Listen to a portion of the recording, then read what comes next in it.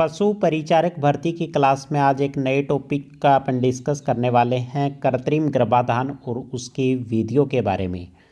तो सबसे पहले अपन यहाँ पे बात करें कि भाई कृत्रिम गर्भाधान क्या होता है। नाम से ही पता चल रहा है कृत्रिम गर्भाधान कृत्रिम विधि से नर पशु से वीर्य को एकत्रित करके मादा पशु की प्रजनन नली में रखने की जो प्रक्रिया होती है उसी को क्या बोला जाता है, कृत्रिम गर्भाधान कहते हैं। भारतवर्ष में कब शुरुआत हुई भाई? 1937 में पैलेस डेयरी फार्म मैसूर में कृत्रिम गर्भाधान का प्रथम प्रयोग किया गया था। इसकी शुरुआत कब हुई? भारत में 1937 में। फायदा क्या होता है भाई? कृत्रिम गर्भाधान का फायदा यह है कि अच्छी क्वालिटी का पशु पैदा कर सकते हैं इससे। साथ में जो नर पशु है उसके वीर्य को संचित करके अपन कहीं भी ले जा सकते हैं। तो ये इसके क्या हैं, फायदे। अब किसी चीज़ का फ़ायदा है तो साथ में उसका नुकसान भी है। अगर नुकसान की बात करें तो इसका नुकसान क्या है भाई? पशु के अंदर बांझपन की समस्या हो सकती है। साथ में पशु में क्या है, इन्फेक्शन की समस्या भी इससे आ सकती है। अब अपन बात करने वाले हैं कि कृत्रिम गर्भाधान करवाया किस तरीके से जाता है। सबसे पहले भाई नेचुरल तरीके से करवाना है। तो नेचुरल तरीके से क्या है, एक गाय होगी या भैंस होगी और अपने पास क्या होगा, या तो एक सांड होगा या अपने पास एक भैंसा या झोटा होगा। अब इनका आपस में अगर अपन क्रॉस करवा देंगे, डायरेक्ट अगर क्रॉस करवा दें तो वो क्या होता है, नेचुरल प्रोसेस हो जाती है। अब कृत्रिम गर्भाधान करवाने का तरीका क्या है?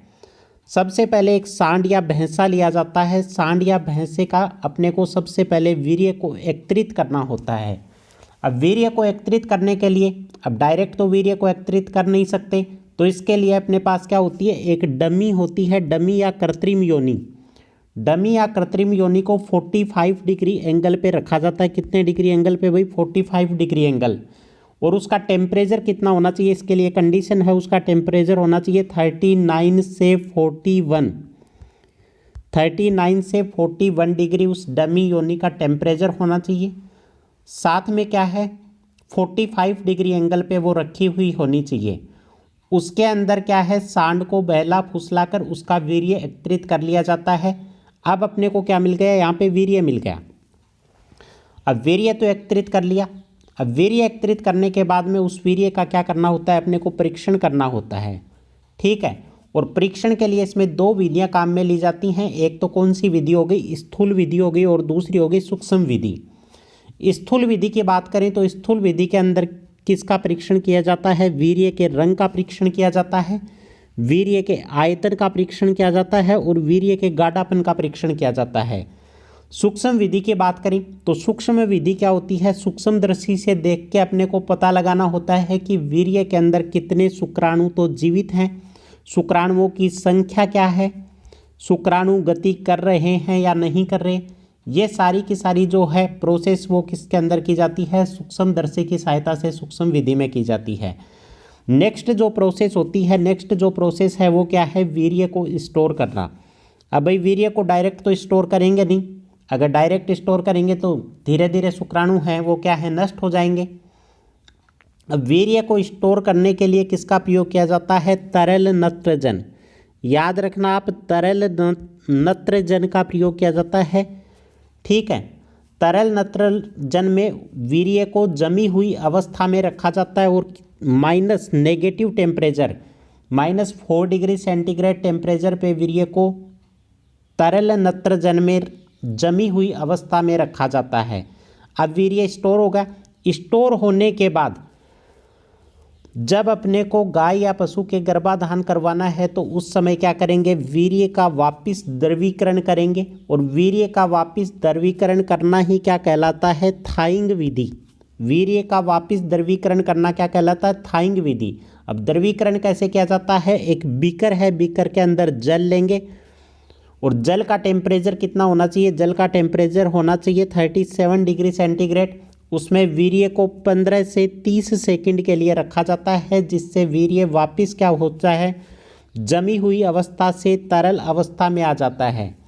अब तरल अवस्था में आ गया। तरल अवस्था में आने के बाद उसको क्या करना है, गर्भाधान करवाना है अपने को। तो उस वीर्य का क्या करना पड़ेगा अपने को, 18 से 19 इंच लंबी एक गन होती है, एक सुई होती है इस तरीके से जिसमें पिस्टन लगा हुआ रहता है। 18 से 19 इंच उसकी लेंथ आपको याद होनी चाहिए। 18 से 19 इंच एक गन होती है। उस गन के अंदर वीर्य को लोड किया जाता है और गाय और भैंस की योनि तक उस वीर्य को पहुंचा दिया जाता है। ये पूरी की पूरी प्रोसेस है। ये क्या है? कृत्रिम गर्भाधान की प्रोसेस है।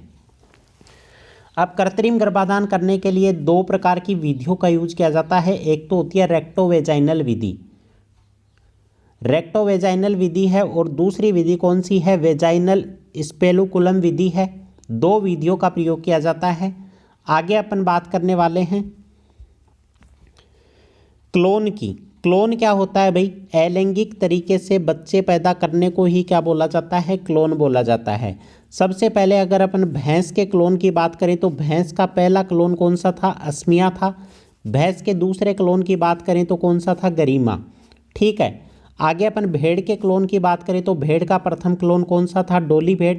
कहाँ पे? Scotland, Scotland. सेकंड बात करें गाय का प्रथम क्लोन कौन सा था? गाय का प्रथम क्लोन था कागा।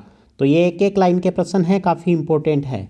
तो उम्मीद करता हूँ साथियों आज की क्लास आपको अच्छी लगी होगी। वीडियो अच्छा लगा तो वीडियो को लाइक और चैनल को जरूर सब्सक्राइब करें। धन्यवाद साथियों। जय हिंद, जय भारत।